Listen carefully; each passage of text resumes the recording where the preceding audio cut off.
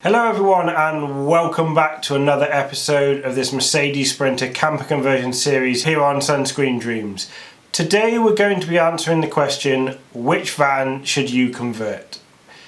If you don't already know, this is mine and Charlotte's second van that we're converting. If you haven't already checked out the video of our first camper conversion, go and check out the video up here that we'll put a link to, which will show you the tour of our VW T5 that we converted a few years ago. So let's answer the question, which van should you convert? This will all depend on what you're going to be using your van for. Previously, Charlotte and I had our VW T5 and we used this mainly as a day van, a weekend van, taking it away on short trips to festivals, down to Newquay and Cornwall, around the UK and various small trips across to France. This served us very well. We were able to do everything we needed inside the van, but we have decided to upscale into a larger style van, our Mercedes Sprinter, and we'll go through the reasons why we've done this. So let's look at this smaller type of van. If you're just looking to use your van, if you're a surfer, if you just like weekends away, if you just like day trips down to the beach, out into the countryside, then a van the size of a VW T5 does have massive advantages such as manoeuvrability, being able to find places to park it, and also economy. So when choosing your van, the first thing you need to ask yourselves are, what are you going to be using it for?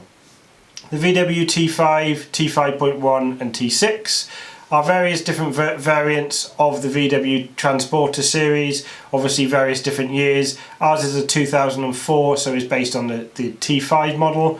They then did a facelift version, which is a T5.1 built on the same chassis as the T5, and they've recently launched the VW T6, which is a new design, new style of van with all the new mod cons. Around this size of van, there are other different makes and models. You have a Mercedes Vito, for example, which is a similar size of van to the VW T5. It's a little bit square in shape, does give you a little bit more standing up room inside, but it's a similar size wheelbase, which is the length between the front and the back wheels as the Transporter, so it does allow you to give you that manoeuvrability and allows you to drive it around the cities and park it in various different multi-storey car parks. One of the reasons why we decided to go down the VW route was the ability to get pre-made kits and a lot of the components that go inside these vans. There's a very big VW following. This goes back all the way to the 1970s with the old camper vans, the old split screens and Sambas, and obviously that has grown throughout the years with the T2, T.5 and now up into the T5 Transporter series. There's many different companies out there that provide kits. We went with a company called Eva Motion Design, who have designed a kit specifically to go inside the van. You build it outside the van, and then once you're ready, you lift it inside and it screws all in. It's all contoured nicely into the van. Gives you that cooking area, the fridge, the drawers, the storage space that you need with inside there. We've also fitted a rock and roll bed inside ours. Some people just leave the seats if they're just using it as a day van and don't want to be able to sleep in it. We decided that we wanted to take this away on trips, so we decided to put a rock and roll bed in there so that we could pull it out into a bed and use it as our sleeping accommodation. Like I said, we have used this van on longer trips. We've done a couple of weeks down in Italy, we've taken it down to the south of France, and it's proved a very good van. We've done a lot of miles in it, gets very good economy. We get about 38 miles to the gallon on a motorway, which is very good for the size of the van and the amount of weight that we get in there. One thing we would say is if you are looking at this size of van, having an awning, we've got a pop-up awning that goes on the side, a drive-away awning, just allows you to have that little bit of extra room if you are parked up for a longer period of time. You can put tables out here, you can put chairs, and it just means you're not living inside your van all the time. When people start converting these vans, another consideration is whether you need to put a pop top on top. If you've got a larger family, if you've got a couple of kids that you need to have beds for, obviously the space inside a VW T5 or T6 isn't necessarily ideal for any more than two people. So a lot of people put a pop top on, which just gives you that bit of extra bed space. We'll put a few pictures of how a pop top looks on top of the van just up here. We didn't decide to go with a pop top. It's only myself and Charlotte that can be using the van. We didn't really need the extra space, and it is quite a considerable cost to look at when you're considering a conversion. Pop tops we were looking at range between £3,000 and £5,000, so this is quite a considerable cost to consider when you are looking at purchasing a van. So back last year we decided that we wanted to upgrade our van, we wanted a little bit more room. One of the main reasons why we decided to move up into the next size was the ability to be able to stand up inside the van. As I mentioned, we didn't put a pop top on top, so therefore we needed that little bit of extra standing room. If we are going to be doing some longer term travel, having that ability to stand up inside the van, use the kitchen without having to have that external awning on is a great thing. As I mentioned, we're looking to do a little bit of longer term travel inside the van, want to be off grid as much as we can. So having everything that we need inside the van, if you haven't checked out our layout video, we'll leave a link to that just up here, where we describe everything we're going to be putting inside our van. We're going to be putting a shower, we have a toilet, we have a large kitchen area, and we obviously have our full width fixed bed in the back, which we couldn't have inside the VW T5. Again, inside this category there are various different manufacturers. You have the main two, which are your Mercedes Sprinter and your VW Crafter, but there are other makes from Peugeot. You also have the Fiats in there as well, which a lot of mainstream camper vans are built off the back of that chassis. Going back, when we decided to look for our new van, we were split between both the Mercedes Sprinter and the VW Crafter. These are built on exactly the same chassis, have exactly the same shape. The only real difference between the two is the engine and gearbox. After a few reviews and after a few test drives, we decided to go for the Mercedes Sprinter. We found a very good example, relatively low mileage on the clock, had service history on it as well, and we read online that the Mercedes engine is just that little bit more reliable than the VW Crafter engine. So that's why we went for a Mercedes Sprinter. That's not to say that a VW Crafter or any other van is the wrong choice. It's really just dependent on what you like and if you find the right example of the van that you want to go for. When you're looking at these vans, again, these come in various different sizes. We've gone for the long wheelbase, but there is also a medium wheelbase version and an extra long wheelbase.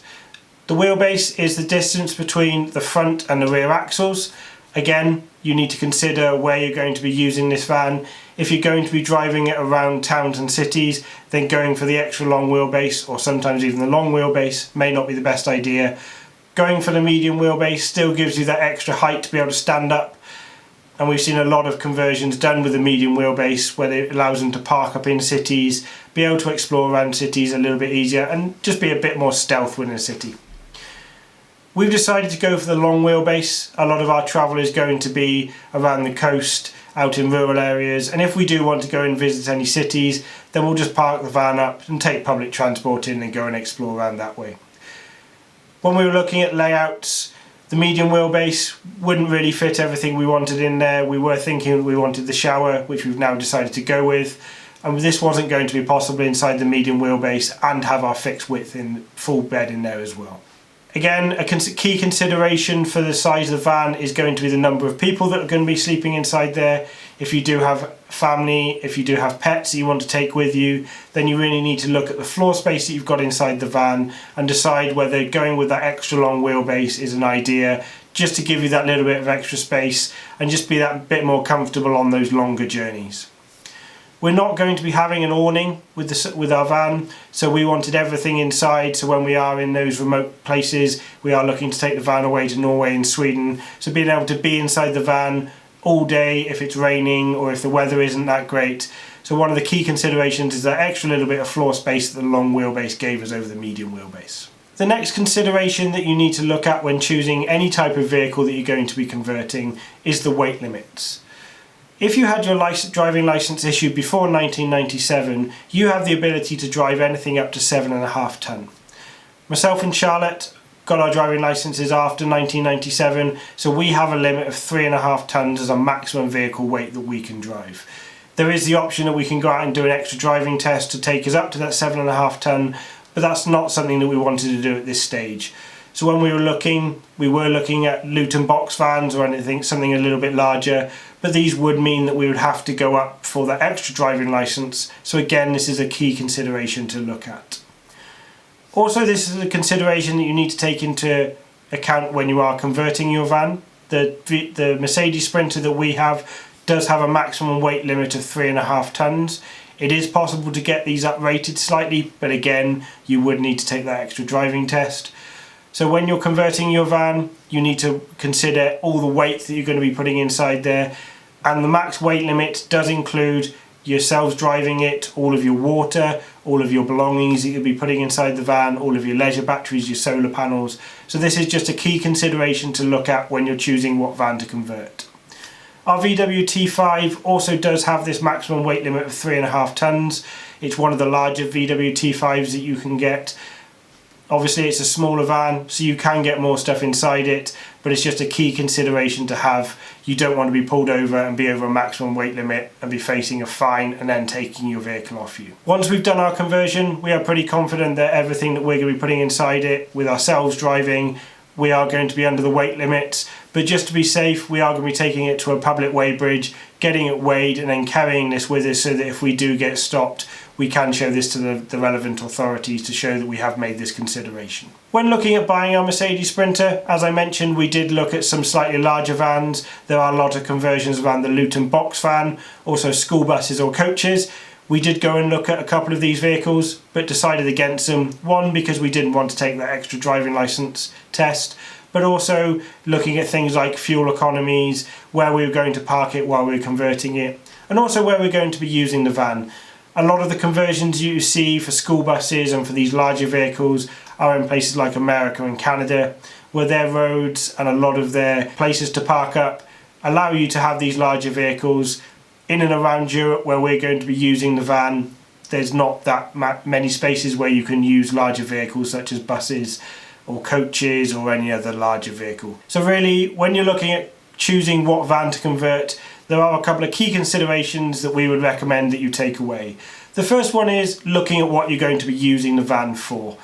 There's no point in having a large Mercedes Sprinter or VW Crafter if all you're going to be doing is taking it away for day trips or short weekend trips down to the coast, out into the countryside, where you don't need anything more than a bed and maybe a small cooking area. These do cost a little bit more to run and insure, so having something like a VW T5 or a Mercedes Vito would be an ideal van for you to go for.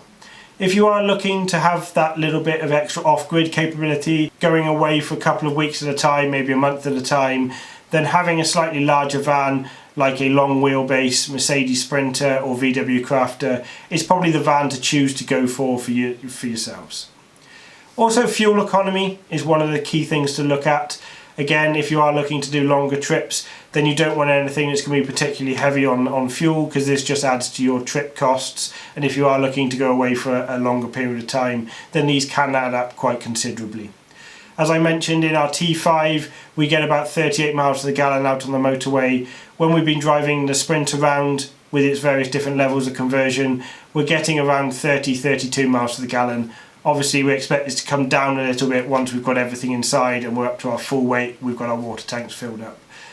But again, this is a relatively good MPG, and actually a lot better than our Range Rover Sport, which gets about 27 miles to the gallon. So again, this is a key consideration to look at. Another consideration to look at is how confident you are at converting your van.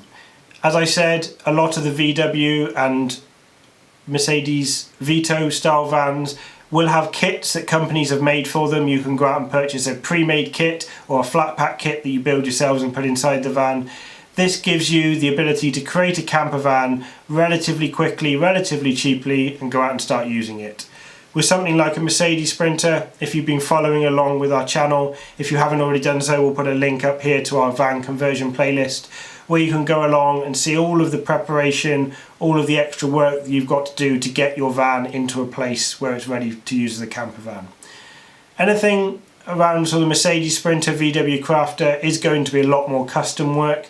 So if you're not comfortable getting a saw out, doing a little bit of carpentry work, doing some electronics, then maybe going for something like a VW T5 where you can buy one of these pre-made kits is the way to go for you.